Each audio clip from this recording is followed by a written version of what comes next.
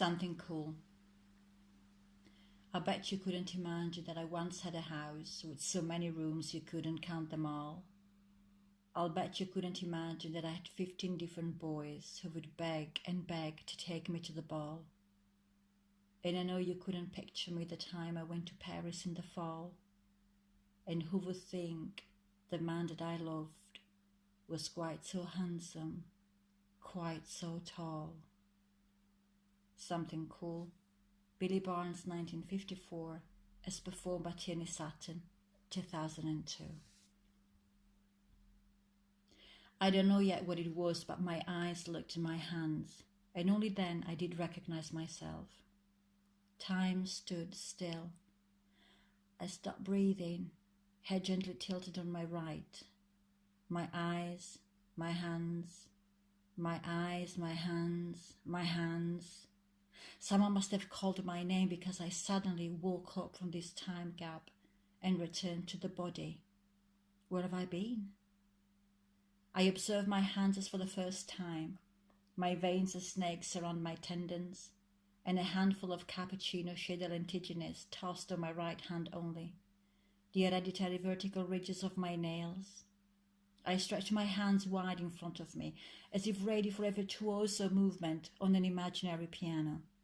The dry hands and thin, long fingers of Auntie Anna, neither of us a piano player. They say you can love only with your hands. Who said that?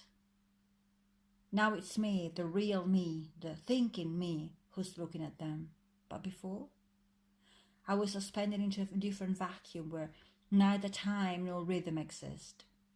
My selfish question if I was having a stroke. I raised my right arm. I touched my mouth. I had a pretended smile just to check my lips. No, everything is fine.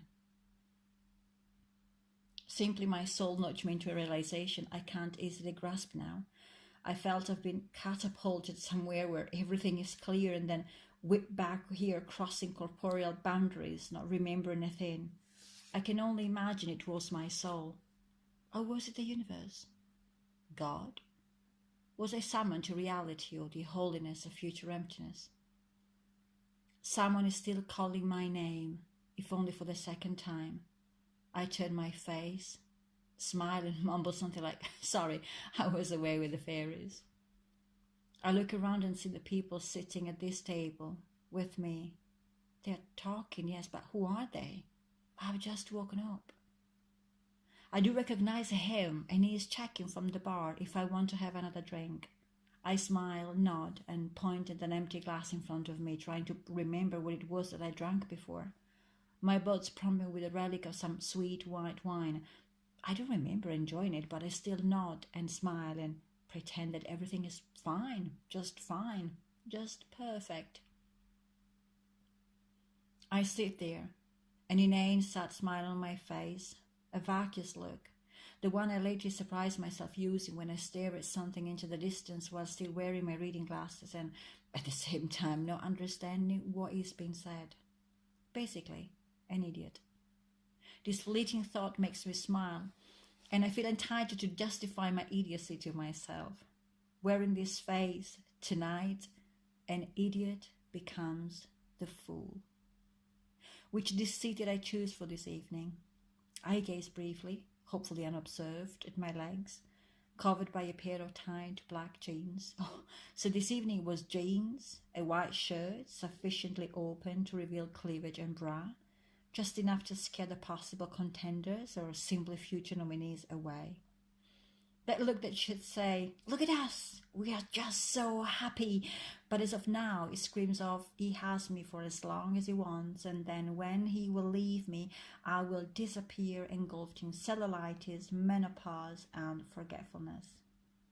My wittiness and knowledge are a show I seem to put up for his evil peers. I am shown in public, and I wonder why I'm not paid a fee for my performance tonight, like every other Friday night. Or maybe his sex earlier is to be considered enough of a payment on account for me. You are so wise. How do you do it? Someone chirps at my left, their flawless mascara winning against my mellow cheeks. I sensed that whatever I cannot give a name to, and which was there, here, before, now is broken and it cannot be mended. The virus has spread and multiplied itself, overhauling. I easily become a puppet in his stringless hands, performing in a replica on the 1930 Berlin cabaret, where on this stage, sick and pale, I sing to no audience, surd in voice and reduction. A wave of nausea fills me. It's quick, but it leaves behind its mad conduit for me to fill with nothing. I looked at my masked face, reflected. It says 30 or maybe 40 to a stretch. I looked at my hands. They don't lie, I confirm 50. I feel the impulse to answer with words and not just condescending smiles. Do you really want to know how I do it, I think?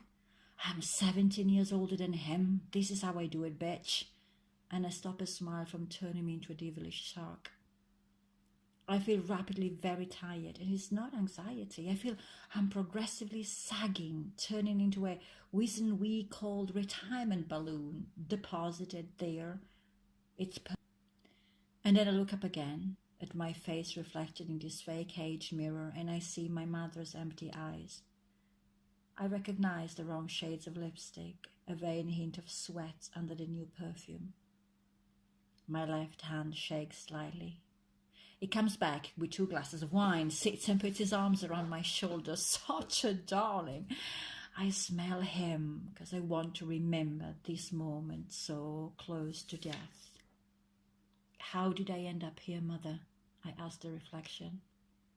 She doesn't really reply, but suddenly I recognize it for what it is. Desolation. Deep, slowly rolling misery. Thick like molasses, it doesn't allow itself to be cried out. I feel like drowning, while still trying to reach the banks which could secure my safeness, a place to rest and breathe. But I can't. He talks and I gasp for air.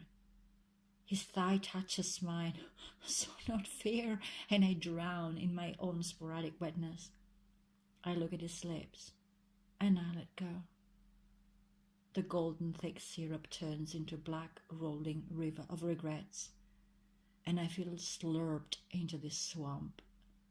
A second wave of nausea, and I feel urged to choose between public sadness or solitary death. Or both, lucky me. Maybe it all started this afternoon when in the shop I was trying new jeans, breaking new shoes, smelling of an incoherent combination of and in the mirror I saw these punctured, deflated and humiliated boobs there in the cubicle, humbly asking for acknowledgement. I now converse in converse while this new sterile me is judiciously discerning the words to use. Shall I match the topic or shall I match the show? I'm constantly accessing the act, the request, the performance. Not too much I'm overdoing it. Never not enough that I'm found disappointing. And hence easily forgettable. Still, what am I doing here? For the second time in a week, he did not grasp a reference from a 1991 Seinfeld episode. How could he? He was only 10. At times I'm wondering if between him as a very private fornicator and him misplacing the subjunctive right after the act, I ever felt the urge, the animalistic impulse ever to smother him. Look, we are wearing matching shoes and jeans, I blurted out the other day. Twins? Well, not really twins, 'cause you're older than me, he laughed back. We both laughed, open-mouthed, one of us stressing and the other one underlined the unbelievable fun that we were having. And I recognized now that my puppeteer has never become the puppet. My peers look at me as if asking, really? I don't react. Brainwashed, unsensitized, lobotomized. I am both in wonder and against my will drawn into this downward spiral I'm only part consciously aware of. I could break the falling. I could stop. I could leave. I could ask for help.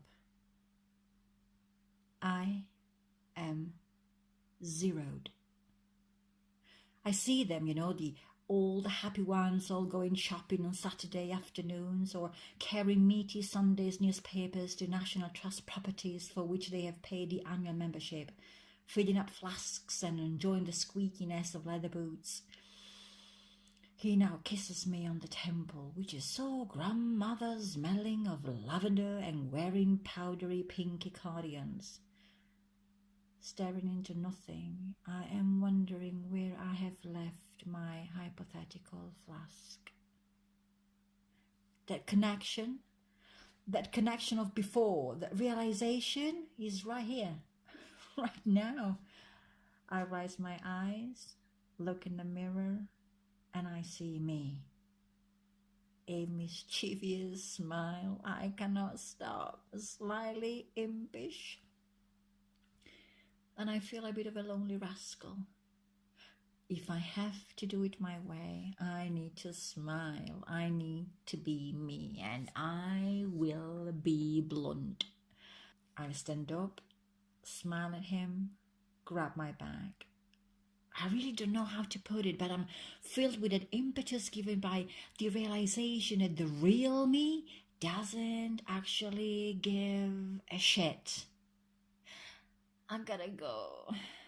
I turn. I'm out.